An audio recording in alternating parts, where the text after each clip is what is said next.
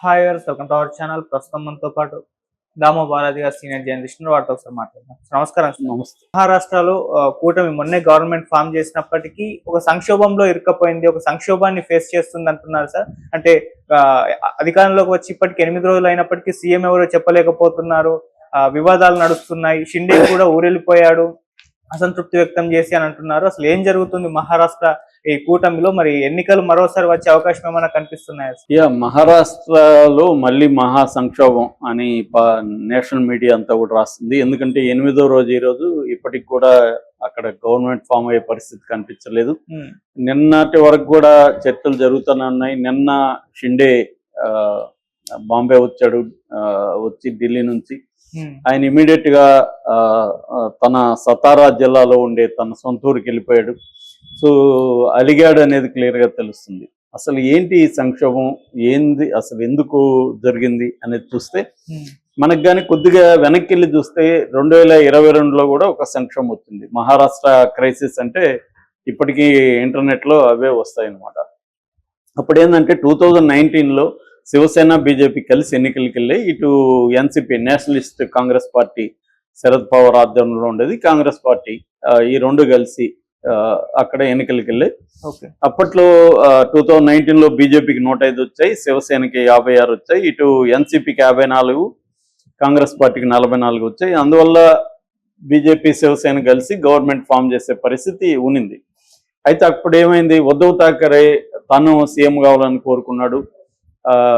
ఇటు అక్కడ బీజేపీ కూడా దేవేంద్ర ఫడ్నవీస్ని సీఎం చేయాలని వాళ్ళు అనుకున్నారు. ఈ గొడవల్లో ఏమైందంటే 2.5 సంవత్సరం 50% టైప్లో వాళ్ళు అనుకున్నారు. కానీ బీజేపీ ఒప్పుకోలేదు దానికి. దాంతో ఉద్ధవ్ ఠాకరే ఏం చేశాడు, శివసేన అని ఇటు తీసుకెళ్ళిపోయి కాంగ్రెస్, శరద్ పవార్ పార్టీ, ఉద్ధవ్ ఠాకరే శివసేన పార్టీ, ఈ మూడు కలిసి గవర్నమెంట్ ఫామ్ చేశాయి. అయితే ఏమైంది, మళ్ళీ ఈ షిండే ఏమో అటు వెళ్దామంటాడు బీజేపీతో. దాంతో ఉద్ధవ్ ఠాకరేకి షిండేకి మధ్య గొడవలు మొదలైనవి. దాంతో షిండే ఏం చేశాడు, ఏకనాథ్ షిండే 2/3 ఎమ్మెల్యేలు అతనికి మద్దతు ఇస్తున్నారు. దాంతో వాళ్ళని తీసుకొని అతను ఇటు అజిత్ పవార్ని కూడా తీసుకొని ఈ రెండు నేషనల్ ఎన్సిపి చీలింది, ఇటు శివసేన చీలింది, బీజేపీతో వెళ్ళిపోయి 2022 జూన్ 30 గవర్నమెంట్ ఫామ్ చేశారు. సో అప్పుడు ఏంటంటే బీజేపీకి నిజానికి షిండే కంటే ఎక్కువ వాళ్ళకున్నా తాము గవర్నమెంట్ ఫామ్ చేయాలి కాబట్టి వాళ్ళు షిండేని ముఖ్యమంత్రిగా అంగీకరించారు. ఏకనాథ్ షిండే ముఖ్యమంత్రిగా, ఫడ్నవీస్ డిప్యూటీ సీఎంగా గవర్నమెంట్ ఫామ్ అయింది. అయితే ఇప్పుడు మళ్ళీ ఈ రెండు పార్టీలు కలిసి, అంటే ఇటు 3 పార్టీలు అని చెప్పొచ్చు, ఒకటి అజిత్ పవార్ ఎన్సిపి, ఇటు షిండే వర్గం శివసేన, ఇటు బీజేపీ, 3 కలిసి ఇప్పుడు పోటీ చేశాయి.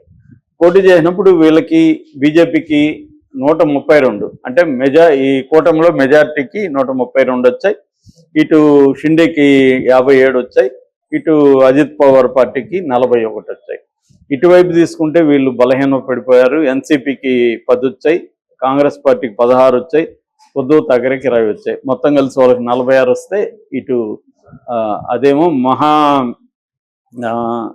మహా వికాస్ అఘోడి, ఏది అగాడి, ఈ కాంగ్రెస్ శరద్ పవార్ ఉద్ధవ్ ఠాకరేది, ఇటేమో మహాయుతి బీజేపీ కూటమి.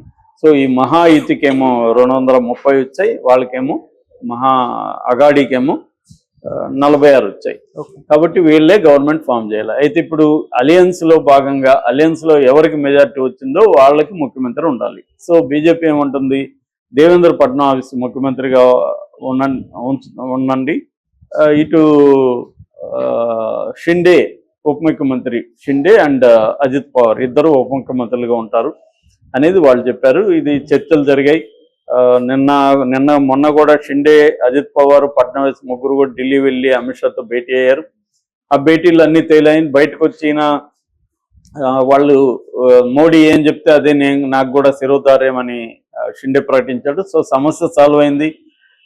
ఫడ్నవీస్ ముఖ్యమంత్రిగా, వీళ్ళిద్దరూ డిప్యూటీ ముఖ్యమంత్రులుగా గవర్నమెంట్ ఫామ్ చేయబోతున్నారని వచ్చింది. కానీ ఇప్పుడు సడన్ గా ఏమైంది, ఈయన అలిగి వెళ్ళిపోయినట్టుగా తెలుస్తుంది. సో జనాలు చెప్తున్నది ఏమంటే ఈయన ముఖ్యమంత్రిగా తీసుకోవడానికి రెడీగా లేరు, అనేది ఆయన వర్గం, షిండే వర్గం నాయకులు ప్రకటించారు. ఎందుకంటే మొన్నటి వరకు ముఖ్యమంత్రిగా ఉన్నాడు, ఇప్పుడు డిప్యూటీ